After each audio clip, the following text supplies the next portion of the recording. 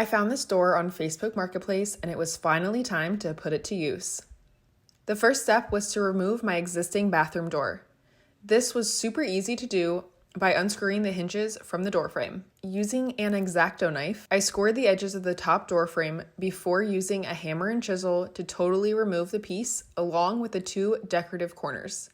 This was way easier to do than I thought. This step was necessary as my door frame was totally unlevel. After measuring my new door, I purchased a 1x8 to act as my header. After painting it white to match the existing trim, we leveled it off and bolted it to 4 studs. We needed to add the header because our studs were not equally spaced since this is an older home. If your studs are equally spaced, you can totally skip this step and bolt the track right to the wall. Securing the track was easy as the barn door kit I ordered from Amazon came with everything I needed. We didn't need to find the studs this time since we are using the header as one giant stud. After the track was hung, we drilled 4 holes into the top of the door, attached the hanging brackets, and secured them with the included bolts. The hardest part of this step was finding a drill bit big enough. We hung the door on the track and figured out where we wanted the stoppers positioned. These just slid onto the side of the rail and screwed in with the Allen key that was included in the set. To finish it off, I added some privacy cling film since this is a bathroom after all. This was super easy to use as it bonds to glass with just water. All I had to do was measure, cut, spray with water, and smooth out the bubbles with a credit card. It's super important to make sure that your window is really clean before applying the cling film. I just peeled it off the back, and as you can see, it instantly stuck to the window. My big tip is to use the credit card that you use to smooth out the bubbles for cutting off the excess around the edge. Just butt up the credit card to the edge of the window and drag your knife down the frame. This creates a super clean cut, and you're done. This DIY instantly gave my bathroom character and added a fun antique element to the space. I'm still on the hunt for cool antique handles for the door, but for now, it's easy to grab and push open and close as it is. I hope this inspired you to rethink your builder-grade bathroom doors. Thanks for watching, and see you in my next video. Today I'm taking this plain and worn-looking old pantry door and making it over into a beautiful barn door. First, I picked up my materials at the hardware store. I grabbed some 2x2s and some 1x4s. First, I removed the hinge pins from the door and moved the door into my workspace. I got rid of the old door hinges and doorknob as well. Then I filled in all of those gaps with sandable wood filler. For the large hole left by the doorknob, I used a little trick where I stuffed a bit of paper towel into the hole, then covered that with putty. I have the caulking tube through the door handle opening just as a support until the putty dries. Using the paper towel helps take up space and save on the amount of putty you'll use. The wood filler will take around half an hour to dry, so I'll start working on the rest of my door. Since the barn door is mounted higher than a normal hinged door, I need to add length to my interior door. Fortunately, 2x2 wood pieces happen to be the same thickness as a door. I measured and cut my 2x2s and affixed them to the top and bottom of the door. Now that the top and bottom pieces are attached, my door looks like this. Time for me to start working on the decorative part of the door. Using the 1x4s, I measured the length of the door and made my cuts. By the way, I made straight cuts which were quick and easy, but if you want to get more fancy, you can miter cut your corners or add a different decorative layout of the wood on your door.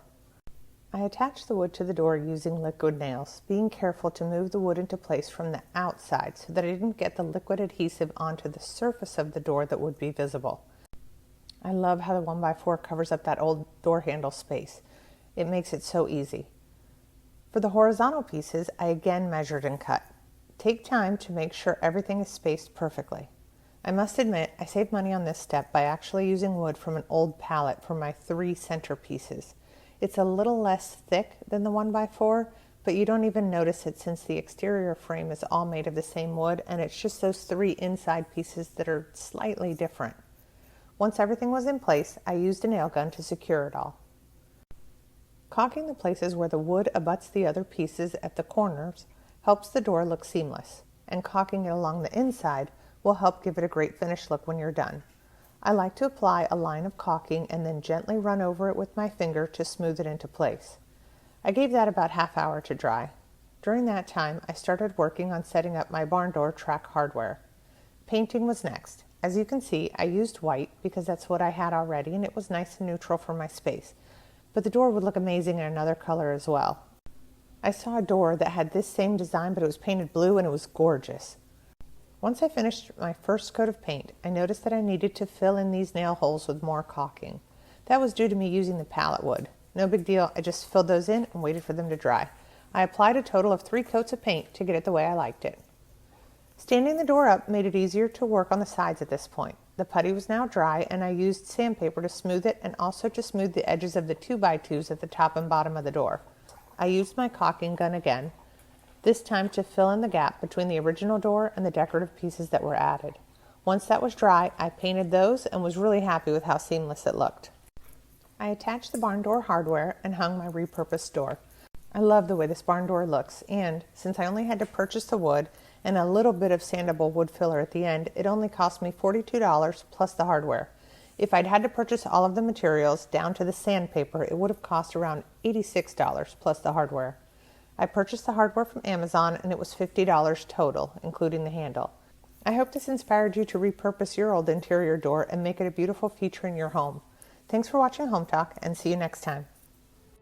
Our back door that we installed a doggy door was kind of boring, but I knew there was an inexpensive way to make it look a lot better without having to get a new door. First thing I did was I got some sawhorses and put some 2x4s across. This will give some strength to the plywood I got to put down. Next, some really inexpensive 1/4 inch Lawan plywood. As you can see, it's actually really lightweight and it's only 1/4 inch thick. It's got some beautiful grain to it if you ever want to do some staining. But the first step is to go ahead and mark what we're going to do on the top and bottom of the door. I'm going to go with 6 inches on it, but we need to make sure we put some tape down because this type of plywood will splinter. So we're going to mark 6 inches across the bottom and we're going to go ahead and cut it up. I went ahead and used my saw, just went straight across. And again, you got to make sure you put some tape down. And here's the good reason why. Look at how sharp those edges are. No splinters or sanding required. Then I trimmed it to the width of the door, and it's time to put some glue on. A lot of people think that you can just use nails, but you can't. Put some good wood glue down, and it will hold and secure all along without any bubbles. Next, I took a foam brush, and I went ahead and just spread the glue. Now, what you need to do is get it all over, especially around the edges. That's going to make it hold flat. Once you get that, just go ahead and put it up next to the door, and we're going to go ahead and use some really small 1-inch brad nails to hold it in place. Now, the glue makes it a little slippery, so put one nail in one corner, line it up with the door, and go ahead and nail it in. Now, we're not going to overload this board with too many nails. We've got to make sure we do just the right amount. That glue is going to set up in about half an hour. Next, we had to go on the bottom, but we had to go around the doggy door. Wanted to make sure that we got it all covered. So put some glue on, snap it into place, and it doesn't take that many nails, and we're just going to use that brad nailer and put it right on there. Next, we got to take the doorknobs off because we've got to put our trim around the sides. Now, 6 inches along the top, that was the width, but on the sides, we're going to go a little bit smaller with 4 inch. Put the glue on the board, and again, nail it up and down. Not too many nails, just enough to hold it in place. Now it's time to cut out where the doorknobs were. Again, we got to use tape.